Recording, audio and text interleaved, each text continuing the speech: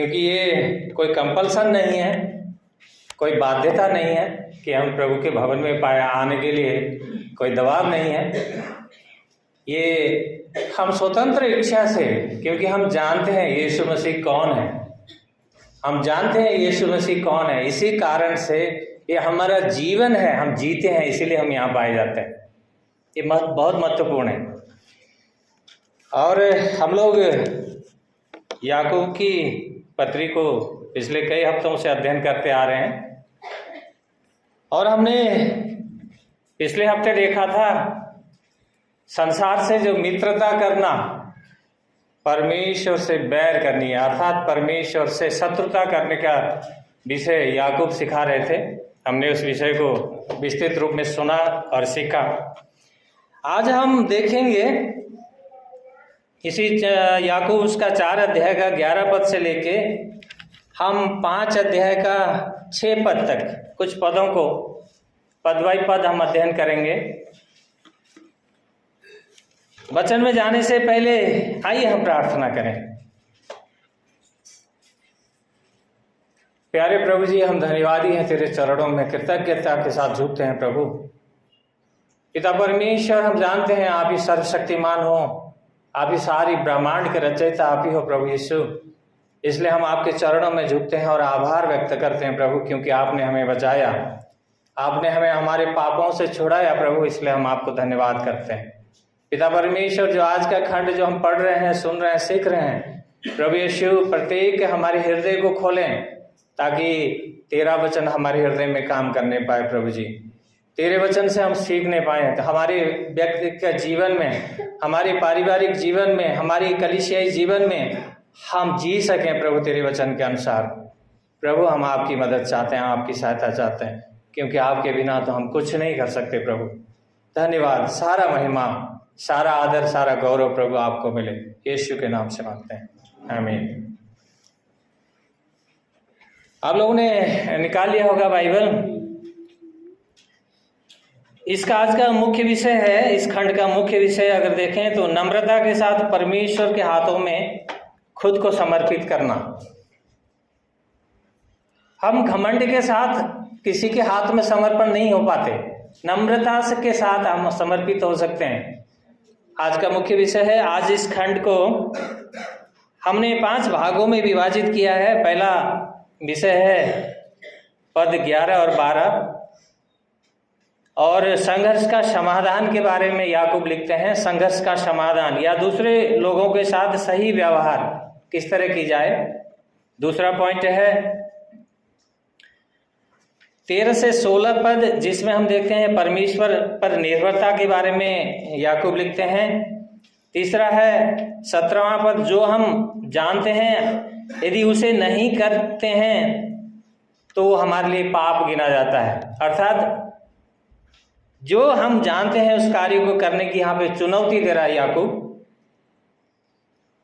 और नेक्स्ट खंड है 5 अध्याय का 1 से लेके 3 पद तक, धनवान और धन का जो भ्रम है उसके बारे में बात कर रहे हैं।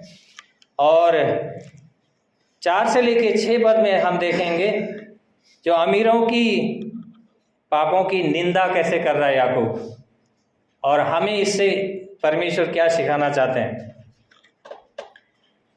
हम देखेंगे पहला खंड को 11 और 12 पद में दूसरों के साथ सही व्यवहार, अर्थात वो संघर्ष, जो लड़ाई हो रही है, झगड़े चल रहे हैं, जो हमारे जीवन में, एक मसीह जीवन में भी कहीं ना कहीं कुछ न कुछ संघर्ष चल रहा है, उस संघर्ष का जो समाधान क्या है उसके बारे में याकूब बात कर रहे हैं।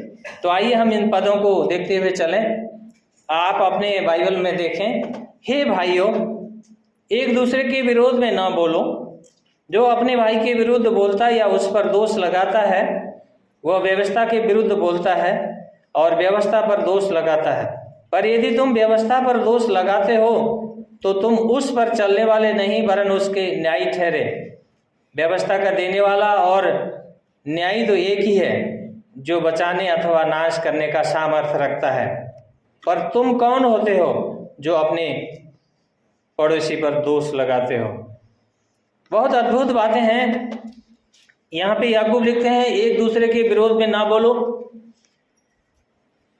यह एक दूसरे के विरोध में न बोलने का अर्थ है, जब तक हम स्वयं को नम्र करके परमेश्वर के साथ सही होने का परिणाम ये होगा कि हम उनके जीवनों से देखेंगे, उनके बातचीत से, उनके व्यवहार से हम देखेंगे कि सही में क्या वो एक दूसरे के साथ, अर्थात क्या उन्होंने अपने आप को परमेश्वर के चरणों में नम्रता के साथ अपने जीवन को समर्पित किया है। अगर ऐसा है तो उनका व्यवहार हमें स्पष्ट बताएगा, व्यवहार से हमें दिखेगा कि क्या उनका संबंध परमेश्वर के साथ सही है और उनके लोगों के साथ सही है। तब क्या होगा, वो एक दूसरे के लिए कुड़कुड़ाएंगे नहीं, एक दूसरे को बुरी भली बातें नहीं कहेंगे। क्यों? क्योंकि परमेश्वर के साथ अगर हमारा संबंध नम्रता के साथ है, अगर हम परमेश्वर के साथ उसकी अधीनता में हैं, तो फिर हम नम्र होना सीखेंगे। परमेश्वर हमें सिखाएगा, क्योंकि इसीलिए वो कहता है हम एक दूसरे की बुराई ना करें, ना किसी पर दोष लगाएं। देखिए, दोष लगाना या बुराई करने के पीछे क्या होता है, इसमें दो कारण, पाप के दो कारण यहाँ दिखते हैं। क्या कारण है? पहला, एक तो परमेश्वर के कानून को तोड़ना। सबसे पहले अगर हम दूसरे के विरुद्ध में बातें करते हैं तो क्या करते हैं? दो पाप करते हैं। पहला पाप क्या हुआ? परमेश्वर के कानून को हम तोड़ रहे हैं, उस शाही कानून को, अर्थात हमारा राजा है ना, राजे के कानून को तोड़ना, एक शाही कानून को तोड़ना है। उस कानून को उसने क्या कहा अपने कानून में? उसने कहा तुम अपने पड़ोसी को अपने समान प्रेम करो। उस कानून को तोड़ते हैं हम यहाँ पे। दूसरा क्या करते हैं?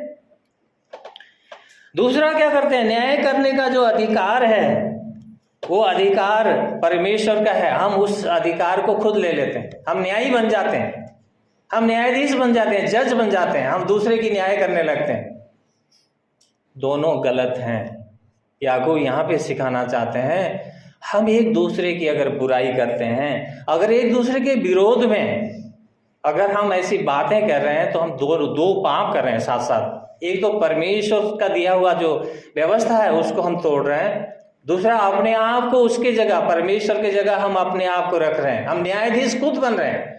न्याय करने का अधिकार सिर्फ एक ही के पास है, वो है परमेश्वर, यीशु मसीह। उसके अलावा कोई न्याय नहीं कर सकता। वही न्याय करेगा, उसी का न्याय अंतिम है, फाइनल उसी का न्याय है।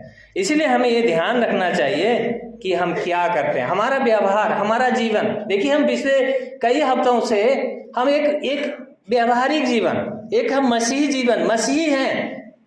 अगर मसीही हैं, अपने आप को मसीही कहलाते हैं, तो हमें एक व्यवहार कैसे करना चाहिए लोगों के बीच में, एक कलीसिया के बीच में, समाज के बीच में, अपने लोगों के बीच में, पड़ोस में, जहां कहीं भी हम जाते हैं, हमारा व्यवहार कैसा होना चाहिए, हम उसके बारे में सीखते आ रहे हैं। उसी का ही खंड है ये। याकूब स्पष्ट रूप से हमें सिखाता है, अगर हम दोष लगाने वाले हैं, अगर हमारे हृदय में दोष लगाने वाली आत्मा है, तो हमने परमेश्वर के चरणों में समर्पित नहीं किया, अपने आप को समर्पण नहीं किया।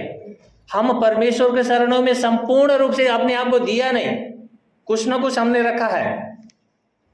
क्या होता है, कई बार हम बहुत बार सुनते हैं, कई लोग कहते हैं इस खंड को, इस छोटे से बात को, किसी ने एक बहुत बड़ा घर बनाया, शायद मैंने भी कहा होगा आपके बीच में, तो सारे घर फिटिंग कंप्लीट होने के बाद, पूरा कंप्लीट होने के बाद वो सोच रहा था सब कुछ हो गया, तब बाहर किसी ने डोरबेल बजाया, देखा वहां पे बाहर यीशु मसीह खड़े हैं। उन्होंने कहा आइए प्रभु आइए, उसने एक कमरे में लेके एक कमरे में रख दिया। जैसे एक कमरे में रख दिया, तब दूसरा फिर किसी ने घंटी बजाया। जैसे वो बाहर आके देखा तो शैतान खड़ा था वहां। शैतान ने इसकी अच्छी खातिरदारी की, मरम्मत की, और वो चिल्लाता रहा प्रभु मुझे बचाओ, यीशु मुझे आ जाओ बचाओ। यीशु मसीह आए नहीं। जब शैतान छोड़ के चला गया, वो वापस गया उस कमरे में, तो उस कमरे में गया तो प्रभु आप इस कमरे में ही थे, लेकिन आप, शैतान ने मुझे इतना मारा लेकिन आप मुझे बचाने आए नहीं। प्रभु यीशु ने कहा तुमने मुझे एक कमरे में, एक कमरे का सिर्फ अधिकार दिया, इस कमरे में तुमने मुझे सीमित कर दिया, पूरे घर का अधिकार दिया ही नहीं। कहीं हमारे जीवन में ऐसा न हो, हम एक कोने के, एक हृदय के कोने में यीशु को रख लें और दूसरे हृदय के और जो कमरे हैं उसमें किसी और का अधिकार दे दें, तो कभी हम पुकारेंगे तब यीशु मसीह सुनने वाले नहीं है। ध्यान रखिएगा, उस समय जब जरूरत पड़ेगी हमें यीशु की, उस समय यीशु आएंगे नहीं। वो कहेंगे तुम्हारा छोटे से हिस्से में मुझे रखा है, बाकी पूरे घर के पूरा कमरे तो किसी और का अधिकार के क्षेत्र में तुमने दे रखा है, तो क्या होगा। इसीलिए परमेश्वर कहता है कि देखो, दोष लगाना, अगर हम एक मंडली में हैं, एक मसीह की संगति में हैं, एक परिवार में हैं, एक शरीर, यीशु के शरीर के देह के हम अंग हैं, तो हमें एक दूसरे के ऊपर दोष लगाना नहीं चाहिए। हम दो पाप कर रहे हैं। दोष लगाने का अर्थ है दो पाप, एक परमेश्वर के शाही कानून को तोड़ रहे हैं, एक खुद को न्यायाधीश बना रहे हैं। हम उस न्याय को जो परमेश्वर का अधिकार है उसमें खुद को लेके रख रहे हैं। दो पाप कर रहे हैं वहां पे। इसलिए हम सचेत हो जाएं। हमें अपने आप को उस क्षेत्र में नहीं रखना चाहिए जो हमारा क्षेत्र नहीं है, जो हमारा अधिकार का क्षेत्र नहीं है। इसीलिए सचेत हो जाएं, क्योंकि परमेश्वर कहता है जो अपने भाई के विरुद्ध बोलता है और उस पर दोष लगाता है वो व्यवस्था के विरुद्ध बोलता है और व्यवस्था पर दोष लगाता है। यहाँ पे याकूब लिखते हैं व्यवस्था पर दोष लगाता है। जब हम अपने भाई का न्याय करते हैं तो हम अपने आप को कानून के स्थान पर रखते हैं। वास्तव में हम स्वयं न्याय करते हैं। ऐसा करने का हमारे पास कोई अधिकार नहीं है। दूसरों का न्याय करने वाले हम कौन होते हैं? यदि हम परमेश्वर के पास नम्रता से आते हैं और नम्रता का जीवन जीते हैं तो फिर हम अपने भाई का अहंकार से कैसे न्याय करेंगे? स्पष्ट है, क्योंकि पहला खंड हमने देखा, इसमें याकूब स्पष्ट रूप से कहना चाहते हैं कि देखो, तुम न्यायी ना बनो, तुम दोष न लगाओ, तुम उंगलियां ना उठाओ। किसी के ऊपर एक उंगली उठाओगे तो तुम्हारे ऊपर बहुत सी उंगलियां उठ रही हैं। इसलिए अपने आप को जांचो, परखो, नम्र हो कि नहीं, अपने आप को परमेश्वर के अधीनता में दिया कि नहीं, उस बात को सीखो। पहला खंड से हम ये सीख रहे हैं। आइए हम दूसरे खंड में जाएं। 13 से लेकर 16 पद में परमेश्वर पर एक विनम्र निर्भरता के बारे में यहाँ बात कर रहे हैं। दूसरा खंड 13 से 16 में अगर देखें, परमेश्वर पर एक विनम्र निर्भरता। सुनो, तुम जो ये कहते हो, आओ हम आज या कल अमुक नगर में जाकर वहां एक वर्ष बिताएंगे और व्यापार करके लाभ उठाएंगे, फिर भी यह नहीं जानते कि कल तुम्हारे जीवन का क्या होगा। तुम तो वाव के समान हो जो थोड़ी देर दिखाई देती है और फिर अदृश्य हो जाती है। पर इसके विपरीत तुम्हें यह कहना चाहिए, यदि प्रभु की इच्छा हो तो हम जीवित रहेंगे और यह अथवा वह काम भी करेंगे। पर अब तुम अपनी धृष्टता पर डींग मारते हो और ऐसी डींगे मारना बुरा है। दूसरे खंड में याकूब हमें यहाँ पे सिखा रहे हैं। सबसे पहले वो कहते हैं, सुनो, तुम जो ये कहते हो, आओ हम आज या कल अमुक नगर में जाकर वहां एक वर्ष बिताएंगे और व्यापार करके लाभ उठाएंगे। यहाँ पे याकूब इस प्रकार के हृदय को फटकार लगा रहा है, क्योंकि हम अपनी योजना बनाते हैं। योजना बनाना पाप नहीं है, योजना बनाना गलत नहीं है, लेकिन जब हम अपनी सीमाओं को भूलते हैं और उस योजनाओं में परमेश्वर को शामिल नहीं करते, तब गलत है। बहुत से लोग योजनाएं बनाते हैं, सरकारें योजनाएं बनाती हैं, पंचवर्षीय योजनाएं होती हैं उनकी, कई लोग योजनाएं बनाते हैं, लेकिन ये योजना बनाना गलत नहीं है। याकूब किस लिए ये लिख रहा है? किस लिए ये लिख रहा है? उस कंटेक्स्ट में अगर देखें, उस समय प्राचीन प्रथा को याकूब अच्छी तरह से जानते थे। यहूदी लोग ऊंटों पर सामान लेते हुए नगर नगर पर जाते थे, व्यापार करते थे। यहूदी इस प्रकार से, जैसे सोर, सीडोन, कैसरिया, क्रेते, इफिसुस, फिलिप्पी, थिस्सलुनीके, कुरिन्थ और रोम में व्यापार करते थे। बहुत से जगह है, बाइबल कहती है, इन जगहों पे जाके क्या करते थे वो लोग? व्यापार करते थे। याकूब ने व्यापार करना और योजना बनाने को गलत नहीं कहा, मगर जिस मनोवृत्ति को याकूब ने चुनौती दी वह परमेश्वर पर निर्भरता न रखना और स्वयं पर निर्भरता रखने के ऊपर वो बात कर रहा है। योजना बनाना गलत नहीं है, लेकिन स्वयं की क्षमता से, स्वयं की बुद्धि से, स्वयं की ताकत से परमेश्वर को साइड रख के, अलग रख के अगर हम योजनाएं बना रहे हैं, वो योजनाएं गलत हैं। क्योंकि वो कहता है फिर भी यह नहीं जानते कि कल तुम्हारे जीवन का क्या होगा। तुम तो भाप के समान हो जो थोड़ी देर दिखाई देती है और फिर अदृश्य हो जाती है। याकूब हमारी मनुष्य जीवन की वास्तविकता को दिखा रहा है। हमारे मनुष्य का जीवन क्या है, एक भाप के समान है। जैसे अभी हमने सुना अंकल से, 2 महीने पहले शादी हुई, उस जवान पुरुष ने कभी सोचा होगा कि मेरी आयु इतनी कम है, मुझे इतनी जल्दी इस दुनिया से चला जाना होगा? कभी नहीं सोचा होगा। लेकिन वो याकूब यहाँ से पर पवित्र आत्मा के द्वारा क्या लिख रहा है, मनुष्य का जीवन जो क्षणिक है, भाप के समान है। अभी केतली से ऊपर उड़ती हुई भाप हमें दिखाई देती है, कुछ समय के बाद वो भाप नहीं दिखाई देती, हवा में मिल जाती है। वो मनुष्य के जीवन को तुलना कर रहा है। आपका और मेरा जीवन वैसा ही है, कोई पता नहीं है। जिस क्षण परमेश्वर आपको और मुझे इस संसार से बुला ले, कोई रोकने वाला नहीं है। इसीलिए वो चाहता है कि हम वास्तविकता को न भूलें, हम क्या हैं। मैं बार बार कहता हूं, ये मिट्टी का पुतला जिस क्षण परमेश्वर ने हमारी देह से आत्मा ले लिया, उसी क्षण ये मिट्टी का पुतला खड़ा नहीं रह सकता, ढह जाएगा। इस वास्तविकता को नहीं भूलना चाहिए। अगर इस वास्तविकता को हम अपने जीवन में याद रखें, जैसे दाऊद बार बार लिखता है, भजन संगीता में लिखता है, वो कहता है कि प्रभु मेरे परमेश्वर मुझे मेरे अंतिम दिन गिनने सिखा। अगर हम अपने दिन गिनना सीखते हैं, अगर हम अपनी वास्तविकता को स्मरण करते हैं, तो हम दोष लगाना भूल जाएंगे। उस समय जो कड़वी बातें हैं ना, तीर के जैसे चलने वाली बातें हम एक दूसरे के विरुद्ध करते हैं, तब वो बातें नहीं होंगी।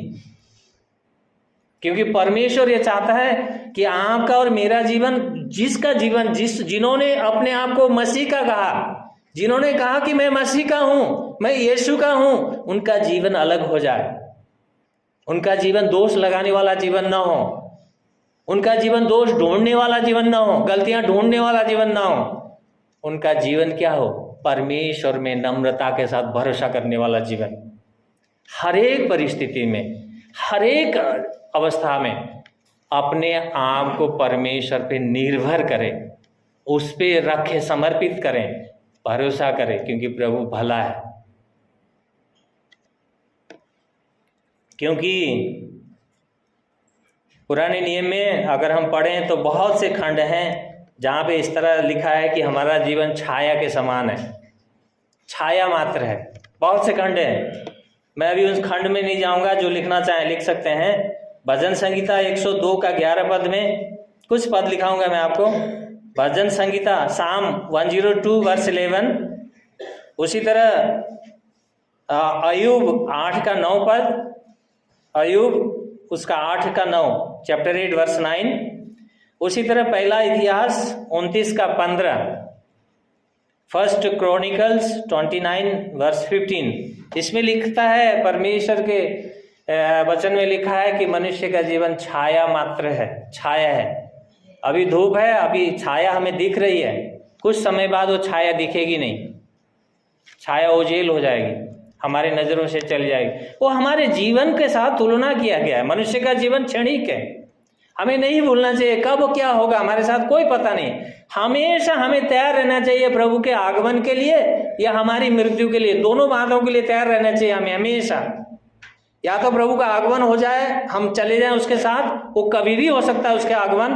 दूसरी, हमारी मृत्यु भी कभी भी हो सकती है। हम ये दो विषय को हमेशा याद रखना चाहिए, अपने जीवन में भूलना नहीं चाहिए, क्योंकि परमेश्वर पे निर्भरता तभी आएगी, हमारे जीवन का नम्रता का पन तभी आएगा जब हम सोचेंगे हम कुछ भी नहीं है, हम शून्य हैं, हमारा कोई अस्तित्व नहीं है यीशु के बगैर। जब हम इस बात को ठाने तभी हम नम्र होंगे, नहीं तो हम कठोर हृदय लेके हठी बन के घूम सकते हैं, लेकिन परमेश्वर का वचन हमें वो नहीं सिखाता। परमेश्वर का वचन सिखा रहा है हमें नम्रता से एक दूसरे की बातों को सह लेना। अगर कोई गलत कह दे, हो सकता है गलत अनजाने में भी कह दे, तो हमें उसको सहना पड़ेगा, सीखना पड़ेगा। जैसे यीशु ने सिखाया ना, कोई तुम्हारे एक गाल में चांटा मारे तो दूसरा फेर दो। ये तब फेर सकेंगे हम जब हम नम्रता से जीवन जीने का हम अभ्यासी होंगे, हम अपने जीवन में जी रहे होंगे, तभी हम जी सकते हैं, दूसरा गाल फेर सकते हैं, नहीं तो नहीं हो सकता। हमें यीशु मसीह के द्वारा कहा गया उस दृष्टांत को नहीं भूलना चाहिए। पिछली बार हम लोगों ने, भाई शेखर ने और हमने लूका की सुसमाचार के दृष्टांत को हम यहाँ पे रखा था, जिसमें लूका उसका 12 अध्याय का 16 से लेके 21 तक पढ़े तो वहाँ पे एक दृष्टांत है। मैं उसको खोलूंगा नहीं, आप ध्यान से सुनिए। उस दृष्टांत में एक धनी मूर्ख एक धनी व्यक्ति का विषय में यीशु मसीह ने कहा। वो कहता है कि मेरे पास बहुत से अनाज है, खेती से बहुत कुछ उपजनी हो गया और मेरे पास रखने के लिए जगह नहीं है। वो बोलता है मैं बखारियां तोड़ करके और बड़ी बड़ी बखारियां बनाऊंगा, इसमें बहुत कुछ रखूंगा और मेरे पास बहुत दिन के लिए है। अपने मन से कह रहा है तू चैन कर, आराम कर, मस्त रहे और जीवन में बहुत कुछ है तेरे पास, बहुत साल के लिए है तेरे पास, खा पी और चैन से रहे। लेकिन उसी क्षण परमेश्वर क्या कहता है, अरे मूर्ख, तेरी आत्मा इसी क्षण तुझसे छीन ली जाएगी, तुझसे ले ली जाएगी। उसका वो सब क्या हुआ, सब व्यर्थ। कोई और खाएगा उसको, कोई और इस्तेमाल करेगा उसको, उसके अपने काम का कुछ भी नहीं रहा। इसीलिए यहाँ पे यीशु मसीह ने जो हमें सिखाया, हमारे जीवन की वास्तविकता को दिखाया, क्योंकि हमारा जीवन छोटा सा जीवन है, बार बार कहते हैं छोटा सा जीवन है। हमें उस चीज को ना भूलें हम, और हमें अपने कर्तव्यों के प्रति हमें ऊर्जावान होना चाहिए। यहाँ पे याकूब हमें निराशा की तरफ नहीं ले जा रहा है, ध्यान रखिएगा। हमें वो उत्साहित कर रहा है, हमें अपने कर्तव्य जो हमारे जीवन के हैं, हमें उसके प्रति क्या होना चाहिए, सजग होना चाहिए, सक्रिय होना चाहिए। नहीं कल करूंगा, परसों करूंगा, बाद में करूंगा, अगर हम ऐसे टाल रहे हैं, रख रहे हैं, छोड़ रहे हैं, तो ये हमारी भूल होगी। हो सकता है वो कल आपके जीवन में ना आए, हो सकता है वो समय आपको ना मिले, हो सकता है आप में से कुछ लोग कह रहे हैं मैं नहीं मैं प्रभु को बाद में ग्रहण करूंगा, प्रभु को मैं बाद में जानूंगा, प्रभु के मैं थोड़े 2-4 साल के बाद प्रभु को मैं अच्छी तरह से उसके अपने जीवन में लूंगा। हो सकता है वो समय आपके जीवन में आए ही ना। क्या होगा उस समय? आप ये नहीं कह पाएंगे कि प्रभु मैंने तेरी बहुत बातें सुनी, तेरा बहुत वचन सुना है, बहुत तेरे वचनों को जानता हूँ या जानती हूँ। सब व्यर्थ होगा, क्योंकि आपने उद्धार पाया ही नहीं। बगैर उद्धार के आप उसके पास चले गए तो फिर क्या होगा? हमारा स्थान और ही है कहीं, नरक। इसी वजह से वो बार बार हमें इस चीज की ओर चेतावनी दे रहा है, सजग कर रहा है। किसके लिए सजग करा रहा है? ये मंडली के लिए, मंडली जो मसीह के हैं, जो उसके चुने हुए जन हैं, उनको वो दिखा रहा है देखो जीवन क्षणिक है, जीवन की वास्तविकता को समझो और अपने आप को नम्रता से परमेश्वर के चरणों में समर्पित करो। देखो समय फिर हो सकता है हाथ में ना आए, समय फिर ना मिले। दूसरा क्या कहता है वो आगे, इसके विपरीत तुम्हें यह कहना चाहिए, यदि प्रभु की इच्छा हो तो हम जीवित रहेंगे और ये अथवा वह काम भी करेंगे। याकूब इस तरह से लिख रहा है, क्या कह रहा है यहाँ? प्रभु के चरणों में जो नम्रता और समर्पण की बात याकूब कर रहे हैं, अगर नम्रता से उसके अधीनता को नहीं मानेंगे तो हम भी उसी लूसीफर के समान हो सकते हैं। लूसीफर आप जानते हैं, अगर नहीं जानते तो एसाइया उसका 14 अध्याय पढ़ लीजिएगा, पूरा 14 अध्याय, जिसके बाद संपूर्ण बाइबल है। एसाइया की पुस्तक उसका 14 अध्याय पढ़ लीजिएगा। लूसीफर के बारे में पूरा वर्णन है उसमें, क्यों लूसीफर शैतान बना। वो एक स्वर्गदूत था, प्रधान स्वर्गदूत, परमेश्वर की उपस्थिति में हमेशा रहने वाला, लेकिन जब परमेश्वर को नम्रता से, उसके अधीनता को उसने ग्रहण नहीं किया, क्या हुआ? नाश हो गया हो। और पहला जो पुरुष था मनुष्य, आदम और हव्वा के बारे में भी हम लोग सुनते हैं बहुत बार। उत्पत्ति क्या पुस्तक हमें सिखाती है, उसमें भी उन दोनों ने पाप में गिरने के पीछे रीजन क्या था? परमेश्वर की बातों को नम्रता से, विश्वास योग्यता के साथ ग्रहण नहीं करना, दूसरों की बातों पे ध्यान लगाना। कई बार क्या होता है विश्वासियों के जीवन में, हमारे जीवन में, हम प्रभु की बातों को कम, दूसरों की बातों को ज्यादा जब सुनने लगते हैं, तब क्या होता है? वही अवस्था होती है जो आदम और हव्वा का हुआ। हम परमेश्वर और उसकी बातों से अपने आप को अलग करने लगते हैं, अलग होने लगते हैं। क्योंकि याकूब यहाँ पे सिखाना चाहता है, नहीं, तुम्हारा जीवन परमेश्वर में होना चाहिए। क्यों ऐसा लिखा? जैसे पौलुस, याकूब क्यों ऐसा लिखा? प्रभु की इच्छा हो तो हम जीवित रहेंगे अथवा यह वह करेंगे। क्यों कह रहा है ऐसा? हमें भी, मुझे भी और आपको भी ऐसा कहना होगा। अगर प्रभु की इच्छा हुई तो हम आपसे मिलेंगे कल, प्रभु की इच्छा हुई तो हम यहाँ जाएंगे कल, प्रभु की इच्छा हुई तो ये काम करेंगे। हमें प्रभु को शामिल करना होगा अपने कामों में, अपनी बातों में। कैसे? इस सिद्धांत को पौलुस ने अच्छी तरह से इस सिद्धांत को जान लिया था। इस कारण पौलुस लिखते हैं, आइए उस खंड को देखें। पौलुस क्यों लिखते हैं ऐसे? पौलुस लिखते हैं 1 कोरिन्थी 4:19 में, 1 कोरिन्थी 4:19 में पौलुस लिखते हैं, परंतु यदि प्रभु की इच्छा हुई तो मैं तुम्हारे पास शीघ्र आऊंगा। पौलुस ये नहीं कह रहा है कि मैं आऊंगा तुम्हारे पास। वो क्या लिख रहा है? प्रभु की इच्छा हुई तो मैं तुम्हारे पास आऊंगा, शीघ्र आऊंगा। इस सिद्धांत को पौलुस ने जान लिया। दूसरी बार 1 कोरिन्थी उसी का 16:7 में, 1 कोरिन्थी उसका 16:7 में पौलुस क्या लिखते हैं? यदि प्रभु ने चाहा तो कुछ समय तक तुम्हारे साथ रहूंगा भी। मैं तुम्हारे पास आऊंगा और रहूंगा, ऐसे कह सकता था वो, लेकिन नहीं कहा। क्यों? क्योंकि वो जानता था इस रहस्य को। इसलिए उसने कहा, प्रभु की इच्छा हुई तो मैं आऊंगा तुम्हारे पास और रहूंगा भी, लेकिन मेरी इच्छा से नहीं। मेरी इच्छा तो है आने की, रहने की तुम्हारे पास, लेकिन प्रभु की इच्छा नहीं हो तो मैं रह सकता हूं? नहीं रह सकता। इसीलिए वो जान गया उस रहस्य को, इसीलिए वो कहता है। उसी तरह से यहाँ पे प्रेरित का पुस्तक उसका 18 अध्याय के 21 पद में लिखा है, इस तरह से लिखता है लूका, यदि परमेश्वर की इच्छा हो तो तुम्हारे पास फिर आऊंगा। ये पौलुस ही कह रहा है, यदि परमेश्वर की इच्छा हो तो मैं तुम्हारे पास आऊंगा।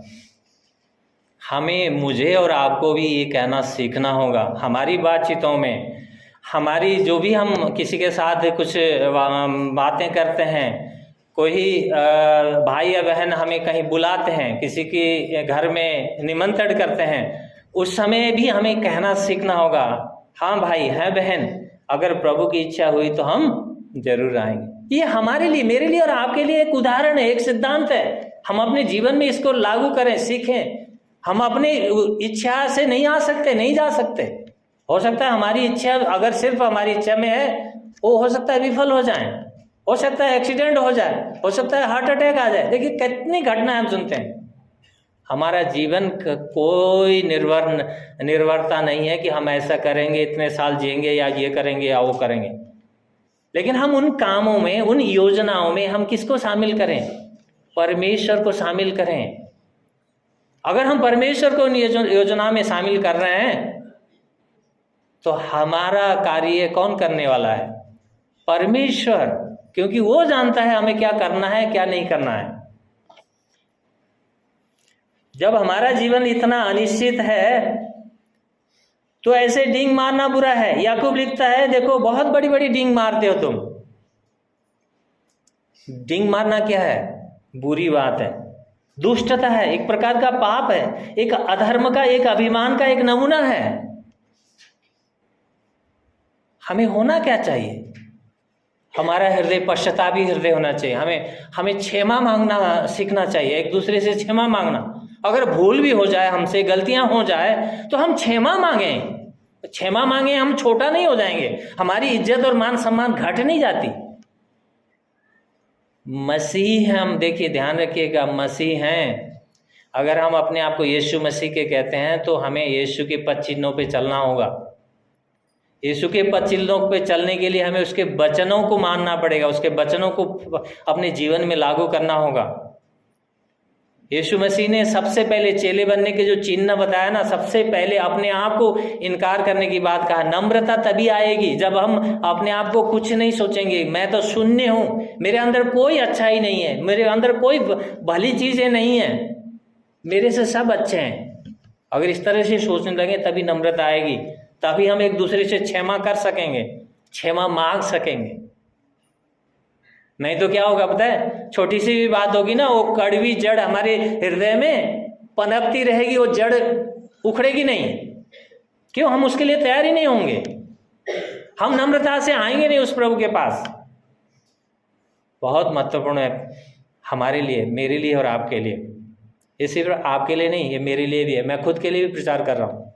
बहुत महत्वपूर्ण है, क्योंकि हम प्रत्येक को, जो हम अपने आप को मसीह के कहते हैं, हम उसके लहू से खरीदे हुए अगर हैं तो हमारा अधिकार नहीं है, अभी जो खरीदने वाला है उसका अधिकार है हमारे जीवन में। ना भूलें, इस सत्य को ना भूलें। उसने, हम उस दासत्व में, उस अधिकार में उसके जंजीरों से जकड़े हुए थे, तब उसने अपने लहू से हमें खरीदा, मोल दे दिया। वो अभी हम अपने नहीं है, उसके हैं। अगर उसके हैं तो उसकी बातों को हमें सुनना पड़ेगा, मानना पड़ेगा।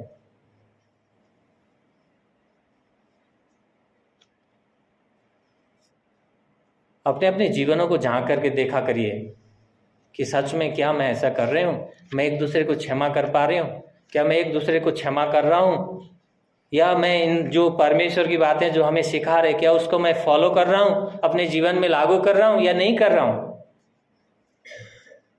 इसीलिए हमारे लिए महत्वपूर्ण है कि हम इस सिद्धांत को, इसीलिए हम बार बार कहते हैं कि ये परमेश्वर का वचन जीवित है और जीवता है, ये बात करता है आपसे और मुझसे। जब कभी हम भूल करते हैं, जब कभी हम गलत होते हैं, जब कभी हम कुछ अपने रास्ते से भटकते हैं, ये परमेश्वर का वचन हमें रास्ता दिखाता है, हमें टोकता है, हमें सही मार्ग में ले आने के लिए वो रास्ता दिखाता है। इसलिए हमें चाहिए कि हम ना भूलें, इस वचन के पीछे हम देखें, मनन करें इसको।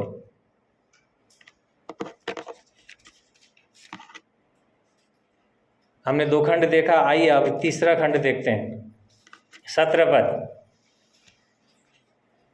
यहां पे हमें प्रभु जो आज्ञा देता है, जो काम करना हम जानते हैं, अगर उस काम को अगर नहीं करते हैं तो वो काम हमारे लिए पाप हो जाता है। यहाँ पे याकूब मुझे और आपको एक चुनौती दे रहा है, एक चुनौती है। यहाँ पे क्या लिखा है? इसलिए जो कोई उचित काम करना जानता है और नहीं करता, उसके लिए पाप है। हो सकता है हम लोग सोच रहे हैं ये पाप नहीं है, लेकिन वचन कहता है ये पाप है। जो काम करना हम जानते हैं, जो काम करना चाहिए हमें, अगर हम उस काम को नहीं करते तो हमारे लिए पाप बन जाता है वो। याकूब यहाँ पर स्पष्ट करता है कि हम जो बातें जानते हैं, हम उन्हें करने के लिए बाध्य या जवाबदेह हैं। बाध्य हैं, जवाबदेह हैं। एक दिन वो हमसे जवाब मांगेगा, पूछेगा। इसीलिए जो काम परमेश्वर ने हमें दिया है, जो बात हम करना जानते हैं, उसके लिए हम बाध्य हैं, करना ही है आपको और मुझे। याकूब अपने इस पत्र में वही मूल विषय पर लौट आया है। मूल विषय क्या है? मूल विषय वो है जो वह कहता है वास्तविक विश्वास कार्य द्वारा सिद्ध होता है। वही बातों पे याकूब फिर से लौट के आ रहा है। क्या था? हमने आपके बीच में रखा था, एक विश्वास है। जैसे अंकल कहते हैं ना बार बार, कई तरह के विश्वास, saving faith, living faith, dead faith. एक मृत विश्वास भी है और एक फेथ और भी है, मृत विश्वास, जो हमने इस खंड में पढ़ा था याकूब की पत्री में। यहाँ पे उसी विषय पे आ रहा है याकूब। वो कह रहा है कि देखो, विश्वास जो है, अगर विश्वास के साथ कार्य नहीं जुड़ा हुआ है, विश्वास के साथ कार्य नहीं है, तो हम कौन से विश्वासी हैं भाई? हम कहते हैं विश्वासी हैं, लेकिन हमारे पास भले कार्य जुड़े नहीं हैं। उद्धार पाने के बाद वो भले कार्य हमारे जीवन में जुड़ जाते हैं। अगर विश्वास के साथ कार्य शामिल नहीं है, सिर्फ विश्वास ही विश्वास है, फिर हम अधूरे हैं। सिर्फ कार्य ही कार्य है, फिर भी हम अधूरे हैं। दोनों को जुड़ना होगा। उसी विषय पे वापिस आ रहा है याकूब, यही बात हमसे फिर कह रहा है। वो कह रहा है देखो, जो काम करना जानते हैं, जो काम हमें करना चाहिए, अगर तुम नहीं कर रहे हो ना वो काम, तो जान लो ये तुम्हारे लिए पाप है, तुम भूल कर रहे हो, गलत कर रहे हो। याकूब यहाँ पे जीवन की अनिश्चितता और भय और निष्क्रियता को बढ़ावा देने के लिए नहीं कर रहा है, लेकिन हमें प्रभु पे और ज़्यादा विश्वास योग्यता और ज़्यादा भरोसा रखने के ऊपर जोर दे रहा है। हमें सिखाना ये चाह रहा है। उस समय जो प्रथम शताब्दी की जो कलीसिया थी, जैसे आज हम लोग विभिन्न भाषा, विभिन्न संप्रदाय से, कई जाति से, कई धर्म से लोग हैं, उस समय भी ऐसा ही था। तो उस समय जो समस्या थी, उसी समस्या को वो एड्रेस कर रहा है याकूब। आज भी हमारे बीच में यही समस्या है। हमें इन बातों को गंभीरता से लेनी चाहिए। हमें परमेश्वर पे निर्भर होना सीखना चाहिए। हम खुद भी निर्भर ना हो, परमेश्वर पे निर्भर होना सीखें।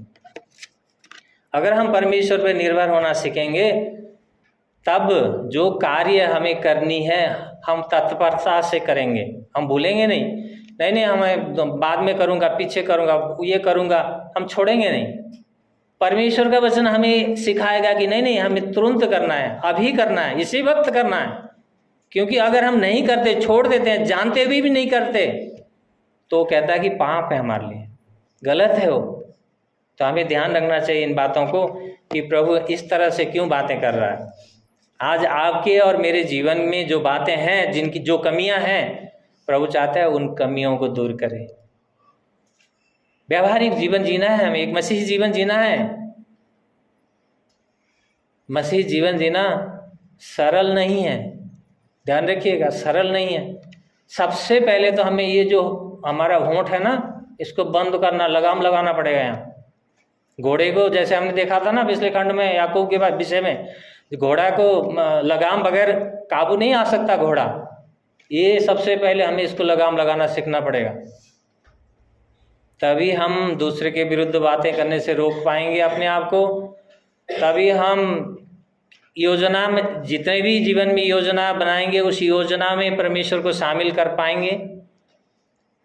तभी हम सोच पाएंगे कि मुझे क्या अभी करना चाहिए, परमेश्वर मेरे जीवन से क्या चाहता है कि मैं उसे करूं। कई बार अवसर देता है परमेश्वर हमारे जीवन में गवाही बांटने की। ध्यान रखिएगा, विभिन्न अवसर देता है। कई लोगों के साथ आपका बातचीत होता होगा, मेरा भी होता है। कई बार मैं जब चूक जाता हूँ, परमेश्वर मुझे कायल करता है, वहीं तूने आज उसको गवाही क्यों नहीं बांटा, उसके साथ तूने परमेश्वर की बातों को शेयर क्यों नहीं किया। उसी समय मुझे टोकता है, मैं पश्चाताप करता हूँ। उसी तरह से आपको और मुझे सजग होना चाहिए। जब कभी अवसर मिले, गवाही बांटने के अवसर मिले, हम गवाही के लिए तैयार रहें। जब कभी प्रभु चाहे ऐसे लोगों को हमारे पास लाए, हम उसको गवाही ना सुनाएं, तो एक दिन वो हमसे हिसाब लेगा, पूछेगा क्यों नहीं किया तुमने ये काम। तत्परता से करने का विषय बहुत महत्वपूर्ण है। आइए हम नेक्स्ट खंड में जाएं। 5 अध्याय का 1 से 3 पद तक यहाँ पे है धनवान और जो धन का भ्रम है, उसके बारे में याकूब बात कर रहे हैं। हे धनवानों सुनो, तुम अपने ऊपर आने वाली विपत्तियों पर चिल्ला चिल्ला कर रो। तुम्हारा धन बिगड़ गया है और तुम्हारे वस्त्रों को कीड़े खा गए हैं। तुम्हारे सोना चांदी में जंग लग गया है और उनका जंग तुम्हारे विरुद्ध गवाही देगा और अग्नि की भांति तुम्हारा मांस खा जाएगा। तुमने अंतिम दिनों में धन संचय किया है। कितने अद्भुत ये बातें हैं। आइए हम देखें, याकूब धनवानों को फटकार लगा रहे हैं। यहाँ पे परमेश्वर में नम्रता और विश्वास योग्यता के बिना स्वयं का जीवन जीने के विषय में बात कर रहा है। मत्ती 19 अध्याय में 19 अध्याय का 23 और 24 पद अगर हम देखें, उसमें प्रभु यीशु एक धनवान, एक व्यक्ति के बारे में बात कर रहे हैं, एक ऐसा धन के व्यक्ति, एक धन के बारे में बात कर रहे हैं। क्या लिखा है वहाँ पे? यीशु ने कहा धनवान स्वर्ग राज्य में प्रवेश करना कठिन है, सुई के छिद्र में उठ जा सकता है, मगर धनवान स्वर्ग राज्य में प्रवेश नहीं कर सकता। याकूब भी वही बातें यहाँ पे उसी तरह से फटकार लगा रहा है जैसे प्रभु यीशु ने कहा। देखिए, धन होना गलत नहीं है, पाप नहीं है। धन होना, किसी के पास धनी होना अपने आप में पाप नहीं, गुनाह नहीं है। धन के पीछे का जो रहस्य है, जो लोभ है, धन का जो लोभ है, क्या करते हैं लोग? उस धन के लोभ के कारण उनका जीवन बहुत दयनीय हो जाता है। सब कुछ होते हुए भी कंगाल होते हैं। वो धनवान तो हैं, संसार का सब कुछ है उनके पास, ऐसा आराम। असलियत में देखो सबसे बड़े दरिद्र है वो। क्यों? यीशु मसीह ने इसीलिए कहा, धन का लोभ जो है ना, यीशु मसीह प्रभु यीशु ने कहा जहां तुम्हारा धन होगा वहीं तुम्हारा मन होगा। उनका मन कहाँ है? परमेश्वर और उसकी बातों में नहीं लग सकता। उनका मन उसी धन की तरफ, कैसे धन इकट्ठा करे, कैसे धन कमाए, कैसे करे, उसी पे, सिर्फ उसी पे लगा हुआ। इसीलिए उनको लोगों को कहा यीशु मसीह ने कि धन के पीछे का जो लोभ है ना, भयानक बीमारी है वो। हमें स्वर्ग ले जाने में वो धन हमारी सहायता नहीं कर सकती, उल्टा हमें नरक जरूर पहुंचाएगी वो। इसलिए हमें सजग हो जाना चाहिए। यहाँ पे जैसे याकूब कहते हैं ना, चिल्ला चिल्ला कर रो, धनवानों को कह रहा है चिल्ला चिल्ला कर रो। क्यों कह रहा है? पुराने नियम के भविष्यवक्ताओं की शैली में, जैसे पुराने नियम को अगर आप पढ़ें तो पुराने नियम में परमेश्वर भविष्यवक्ताओं के द्वारा कहता है क्या? रो, विलाप करो, चिल्लाओ, अपने हृदय को फाड़ो, बहुत कुछ लिखा हुआ है। याकूब का यहाँ वही शैली हमें लग रहा है। क्यों ऐसा दिखता है? याकूब उनके अपने जीवन पर आने वाले दुखों पर विचार करने के लिए शोक करने की बात करता है, क्योंकि उसका धन आने वाले जीवन में कुछ काम आने वाला नहीं है। याकूब 3 प्रकार के विनाश का यहाँ पे उल्लेख कर रहा है। 3 प्रकार का विनाश क्या है इस खंड में? 3 प्रकार का विनाश। एक तो भोजन भ्रष्ट हो गया, दूसरा क्या है? वस्त्रों को कीड़े लग गए, कपड़े को कीड़े लग गए, तीसरा जो सोना और चांदी है उसको वो क्या हुआ? जंग लग गया, नष्ट हो गया। अगर धनवान धन की लोभ में पड़े हैं तो उनका लोभ जीवन को नाश कर सकता है। जैसे पहला तीमुथियुस उसका 6:10 में पौलुस लिखते हैं, धन का लोभ सब प्रकार की बुराई का जड़ है करके लिखा है। धन का लोभ, धन नहीं, ध्यान रखिएगा, धन का लोभ। धन तो सही है, धन होना खराब नहीं है, लेकिन धन का लोभ, जहां लोभ आ गया मनुष्य के जीवन में, वो सब बुराई उनके जीवन में जुड़ती चली जाएंगे। कैसे धन इकट्ठा करें? किसी भी तरीके से हो जाए धन आना चाहिए, कैसे भी बुराई हो जाए धन आना चाहिए। अरे ऐसी लोभ आ गई, उसका जीवन क्या होगा? नाश हो जाएगा। याकूब यहाँ पे लिखते हैं तुम्हारे विरुद्ध गवाही देगा, तुम्हारे विरुद्ध गवाही। धनवानों के धन का भ्रष्ट स्वभाव उनके विरुद्ध साक्षी देगा। न्याय के दिन में यह प्रकट होगा कि उन्होंने अपना जीवन उस अहंकार में बिताया, मगर होना ऐसे चाहिए था कि उनका धन स्वर्ग में जमा होता, जैसे यीशु मसीह ने कहा। लूका उसका 18:22 में यीशु मसीह एक धनी नव युवक से बात करते हैं। बात करते हुए वो क्या कहते हैं? तुम में अभी तक एक बात की कमी है, अपनी सारी संपत्ति को बेचकर कंगालों को बांट दे, तो तेरे पास स्वर्ग में धन होगा, और आकर मेरे पीछे चल। वह युवक उदास हुआ और चला गया, क्योंकि उसके पास बहुत धन था। देखिए, यीशु मसीह ने चेलों को बुलाया। मत्ती टैक्स लेने की उस जगह पे बैठा हुआ था। पतरस मछुआरा था, मछली मार रहे थे। जिसको भी प्रभु यीशु ने बुलाया, सब क्या हुए? सब कुछ छोड़ के उनके पीछे आ गए। लेकिन इस ये एक युवक जिसके पास बहुत धन है, यीशु के पास आके वो पूछ रहा है, प्रभु मुझे स्वर्ग जाने के लिए, उस अनंत जीवन के लिए मुझे क्या करना चाहिए? जब यीशु ने हकीकत, वास्तविकता उसको दिखाया, बताया, वो पीछे हट गया, क्योंकि उसको धन का बहुत लोभ था। बाइबल उसके आगे के जीवन के बारे में वर्णन नहीं करती, लेकिन हम इतना जानते हैं कि उसका जीवन नाश हो गया, यीशु को छोड़ के चला गया वो। इसीलिए यीशु प्रभु ने कहा कि तू व्यवस्था की पालन करता है, सब नियमों को तो मानता है, ठीक है, लेकिन तेरे जीवन में अभी एक कमी है। क्या? तो बहुत धनवान है ना, पूरे धन को, संपत्ति को बेच, गरीबों को बांट और मेरे पीछे आ। लेकिन वो कर नहीं सका। आज अगर हमारे जीवन में भी ऐसी कोई बातें हैं, तो वो धन उस दिन हमें गवाही देगा कि हमें नरक में ले जाने के पीछे इस धन ने क्या सहायता किया। याकूब उसी बात को यहाँ पे हमें दिखा रहा है। देखो, अंतिम के समय में ये बातें, हमारे जीवन की बातें हमारे विरुद्ध में गवाही अगर देंगी, गवाही होंगी, तो हमारे लिए मुश्किल है, कठिन है। इसीलिए परमेश्वर क्या चाहता है? परमेश्वर चाहता है कि हम इस धन के लोभ में ना पड़ें। धन सबको आवश्यक है, धन हमें जीवन चलाने के लिए चाहिए, वो खराब नहीं है, लेकिन जहाँ आसक्ति आ गए, जहाँ लालच और लोभ आ गया, वो खराब है। परमेश्वर उसी बात को यहाँ पे बताना चाह रहा है। अभी हम नेक्स्ट खंड को देखेंगे, 4 से लेकर 6 पद। यहाँ अमीरों के पाप की जो निंदा हो रही है, याकूब कर रहा है, उसके बारे में थोड़ा सा देख लें। देखो, जिन मजदूरों ने तुम्हारे खेतों को काटा और जिनकी मजदूरी को तुमने रोक रखा है, उनकी वह मजदूरी तुम्हारे विरुद्ध चिल्ला रही है, और फसल काटने वालों की चिल्लाहट सेनाओं के प्रभु के कानों तक पहुंच गई है।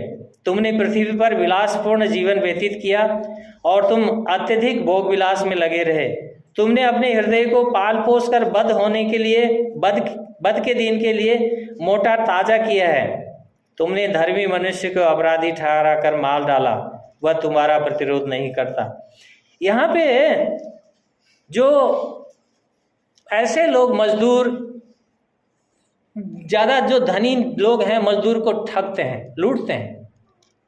कई लोग, हम लोग कई भाई लोगों के बीच में बात करते हैं, वो लोग कहते हैं मैंने ऐसा काम किया लेकिन उसने मजदूरी मुझे दिया नहीं, मेरा इतना पैसा ठग लिया, मैं क्या करूं क्या।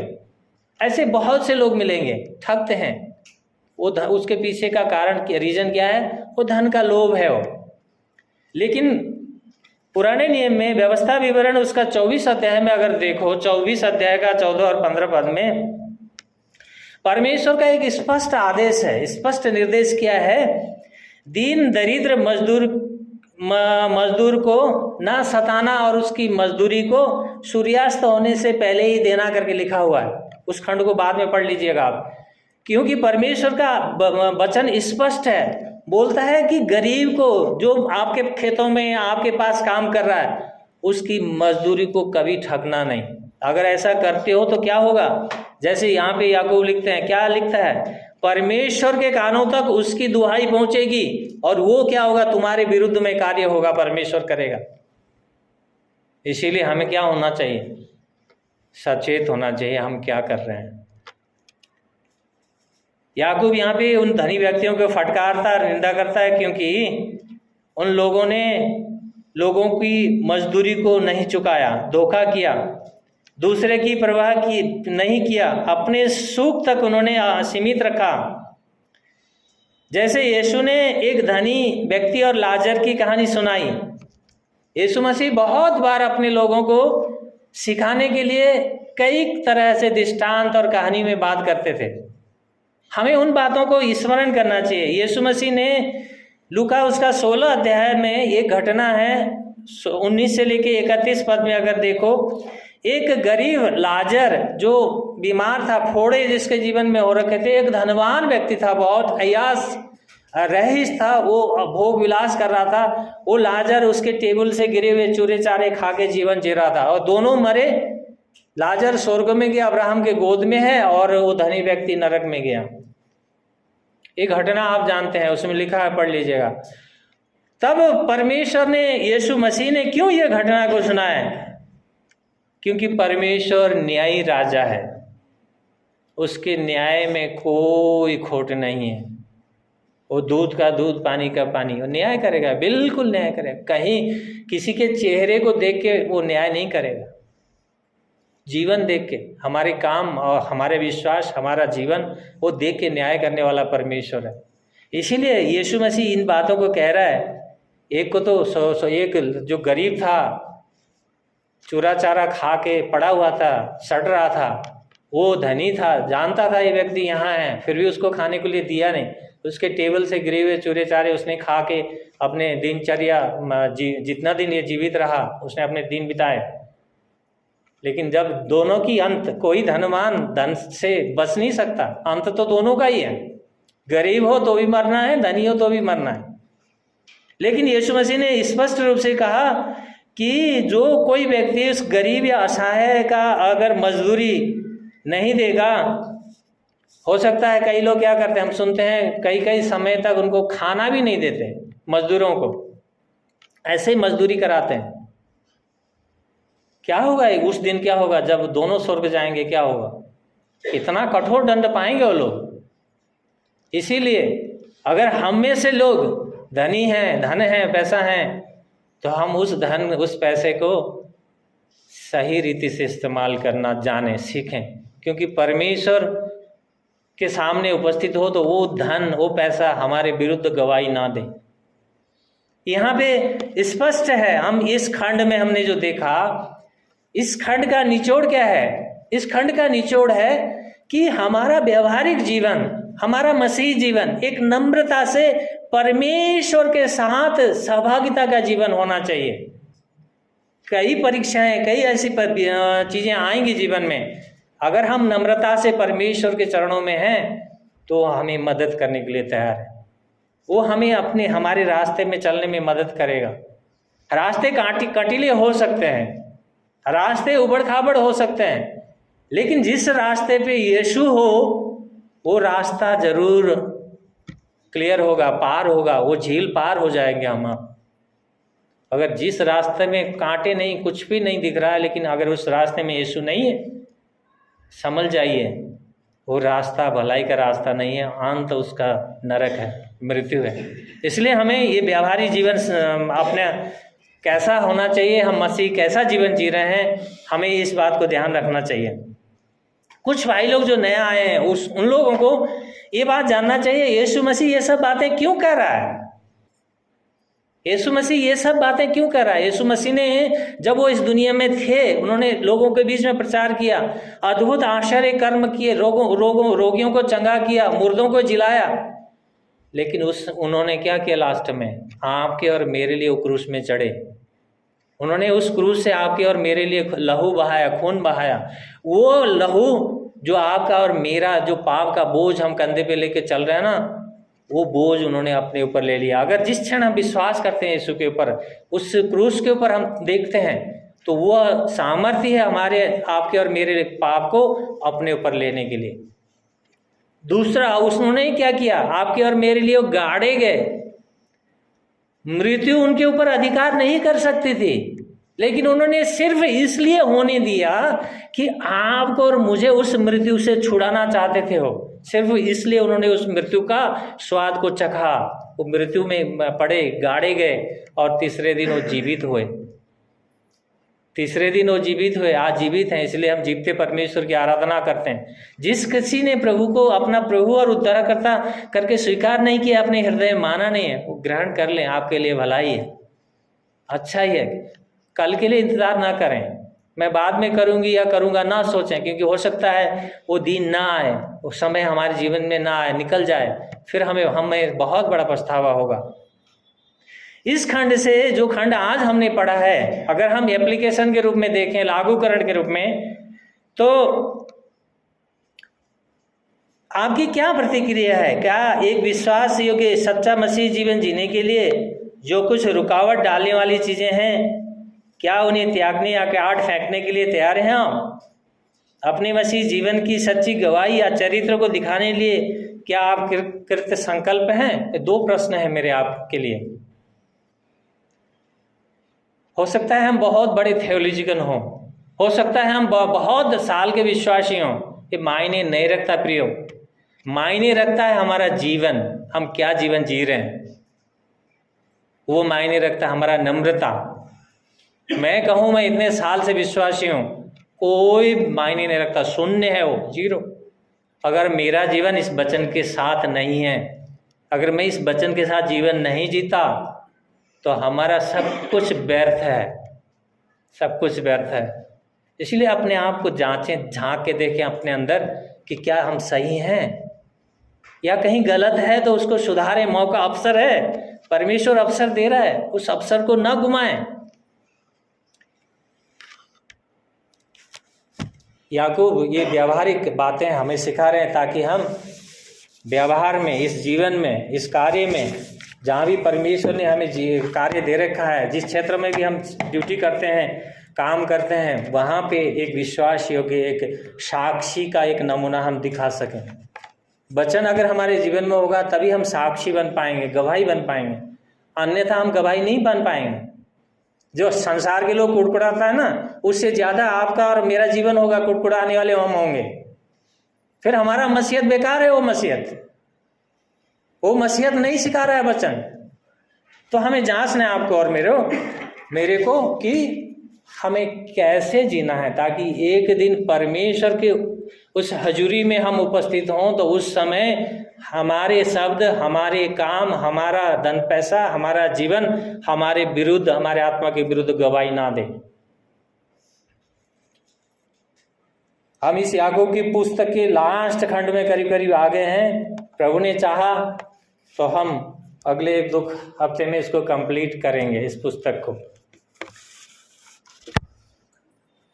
सभी ने बड़े ध्यान से आप लोगों ने सुना है, मुझे विश्वास है। याकूब की पत्री हम समाप्त की ओर हैं। बहुत व्यावहारिक बातें हैं, आप लोग इसको फिर से रिपीट करके बार बार पढ़िएगा, देखिएगा कि प्रभु आपसे क्या बात करते हैं। ये बहुत महत्वपूर्ण है। और एक बात और, जो हमारी बेटियां हैं, यूथ हैं, गर्ल्स, मीटिंग के बाद यहीं रुकिएगा 2-4 मिनट। हैप्पी बहन बात करेंगे आप लोगों से। आइए हम प्रार्थना करें।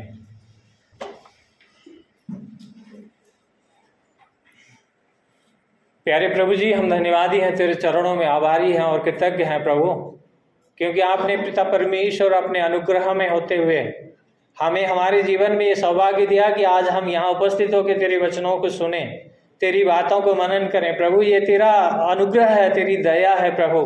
बहुत से लोगों ने ये अवसर नहीं पाया पिता परमेश्वर, लेकिन तूने हमें ये अवसर दिया। हम आभारी हैं इस अवसर के लिए प्रभु यीशु। हम चाहते हैं प्रभु, तेरे बच्चों ने, जितने लोगों ने प्रभु, छोटे बड़े सब ने जो तेरा वचन सुना है प्रभु यीशु, इस वचन को अपने जीवन में लागू करने वाले हों, अपने जीवन में जीने वाले हों प्रभु यीशु। हम यही प्रार्थना करते हैं प्रभु यीशु। ये वचन, जो भी तेरा वचन है प्रभु यीशु, आप इस वचन की रक्षा करें। ये वचन प्रभु शैतान निकाल के उनके जीवन से लेने ना पाए मेरे परमेश्वर, हमारी यही प्रार्थना है प्रभु यीशु। हम प्रार्थना करते हैं, बहुत से लोग इस मंडली के, इस सभागार के प्रभु जी, कई कमजोर हैं, कई संघर्ष में हैं, कई बीमार हैं प्रभु, उन सब के लिए प्रार्थना करते हैं प्रभु। आप अपनी दाहिने हाथ बढ़ा लें प्रभु, दया की दृष्टि करें प्रभु सबके ऊपर, ताकि प्रभु हम प्रभु आप में पाए जाएं। पिता परमेश्वर, हम आप में पाए जाएं प्रभु यीशु, हमारी ये प्रार्थना है।